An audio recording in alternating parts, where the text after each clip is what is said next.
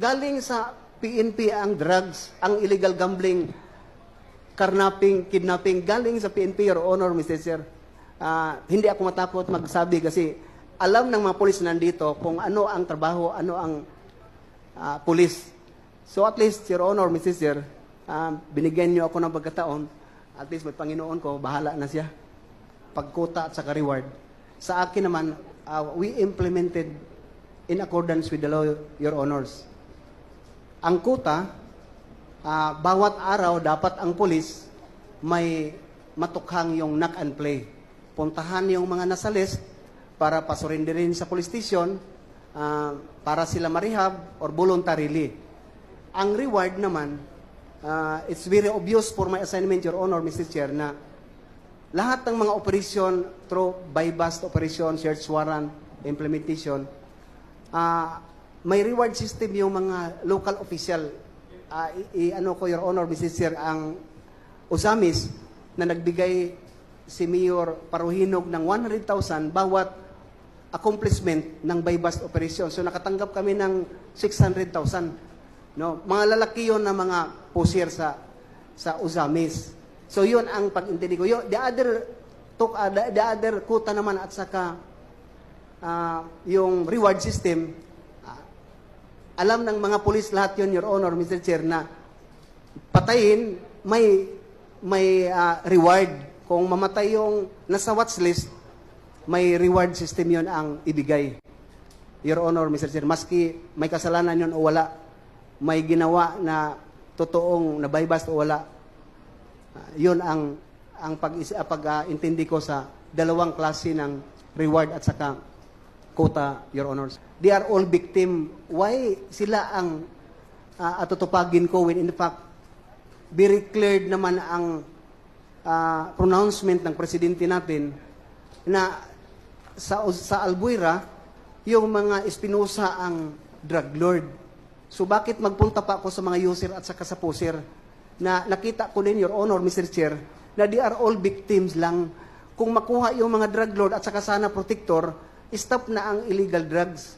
Kaya sa area ko, maski ang Bacolod, Your Honor, Mr. Chair, nakahuli tayo ng 80 to 90 na mga pusher, walang patay. May we know, and can you please tell this honorable committee who are the persons behind or the personalities behind when you mentioned the word leadership, when we are referring on the implementation of the reward system? Your Honors, from the Chief PNP down to the Chief of Police, Your Honors. You mentioned the word Chief PNP. Who is the Chief PNP at that time, Mr. Witness? Police General, Director General Bato de la Rosa, Your Honors. And that you are referring to now, Senator Ronald Bato de la Rosa. Is that correct, Mr. Witness?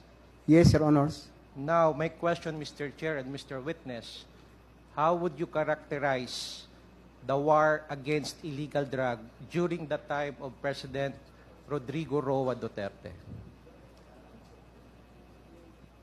It's very impressive, Your Honors. And, I'm sorry, what was the first sentence of your answer? It's very impressive naman, Your Honors, and very practical and masabi ko, Your Honors, na marami ang nasiyahan, no? Because sa akin naman, na hinanap na yung source ng drugs.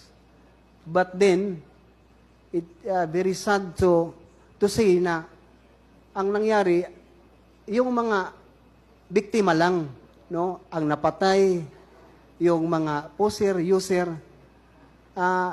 Sa akin naman, Your Honors, sabi ko I conclude na kawawa yung mga naging biktima lang para lang makatanggap ng reward. Nag-abuso yung sa paligid ni President Duterte. Nag-take advantage because of greed of position and money. Kaya maski sino na lang ang trabahuin as long as nasa watchlist ka, Your Honors. But it's very public knowledge naman sa atin dito na tayo nasiyahan sa ginawa. But then, inabuso. Yun na ang problema sa war against illegal drugs. So you agreed, do you agree that human rights were violated during those times? Yes, Your Honors. And in fact, I would like to direct your attention on the second or the last paragraph of your affidavit, which I quote, all I was able to say is that there was a violation of human rights in the implementation of drug war. Again, may I reiterate, do you confirm that statement, Colonel Espinido? Excuse, Your Honor. What paragraph, Your Honor? Sorry. Last paragraph on page 7 of your affidavit. 7, Paragraph 42. 42. Yes, I confirm, Your Honors. That would be all, Mr. Chair. Thank you. Paragraph 34. From my experience, I can say that the PNP is the biggest crime group in this country. Ang ibig mo bang sabihin, yung Chief PNP ang Lord of crime? Kasi pag First- sinabi mo na yung PNP ang isang crime syndicate, ang big boss niyan ay yung Chief PNP. Siya ba ang big boss ng criminal syndicate known as the Philippine National Police? Your Honor, Mr. Chair, I don't want to make any statement that the PNP itself is organized crime groups, but ang Chief PNP, siya kasi, Your Honor, Mr. Chair, it's very obvious na siya lahat, galing sa kanya lahat ang instruction. During the time of what? Of who? General Bato, Your Honor, General Mr. Chair. De La Rosa. So, nung panahon na yon, when you say that the PNP is the biggest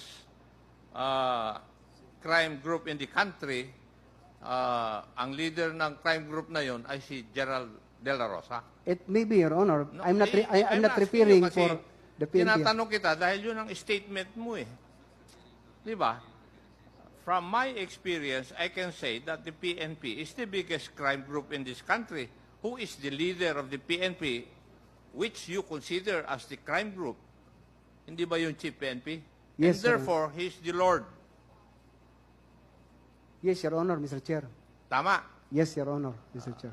Would that be a correct conclusion of mine? I am with you, Mr. Chair. Thank you.